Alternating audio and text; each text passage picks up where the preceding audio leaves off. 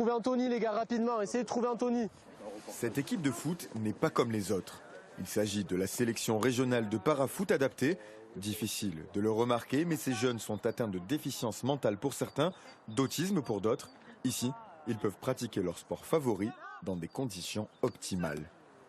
C'est trop bien, parler avec des nouveaux joueurs, faire plus de connaissances. Non, vraiment, c'est trop bien. Tout ça est possible en partie grâce à des éducateurs comme Yacine. On a commencé en décembre, ils attendent ça vraiment comme la Coupe du Monde, ils sont très contents d'être là.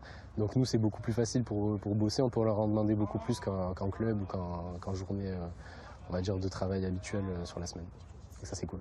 Depuis quelque temps, le Krebs d'Aix-en-Provence s'inscrit dans une démarche de mise en accessibilité de ses installations. Des travaux ont été entrepris sur tout le site, comme dans cette salle de récupération.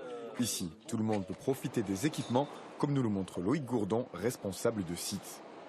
On va accrocher le fauteuil et ensuite avec le dispositif, on va le monter et pouvoir ensuite, avec le mât, pouvoir l'orienter directement dans les différents bains en fonction du protocole de récupération qui est prévu.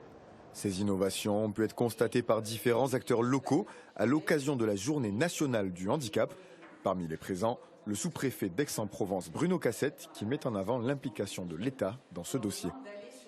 Qu'est-ce qui fait une société? C'est sa diversité, le fait de faire en sorte que chacun, dans sa diversité et sa richesse, puisse être reconnu et puisse trouver sa place. Je crois que c'est un objectif qui nous concerne tous et qui implique évidemment l'action du gouvernement et des services de l'État aujourd'hui partout en France.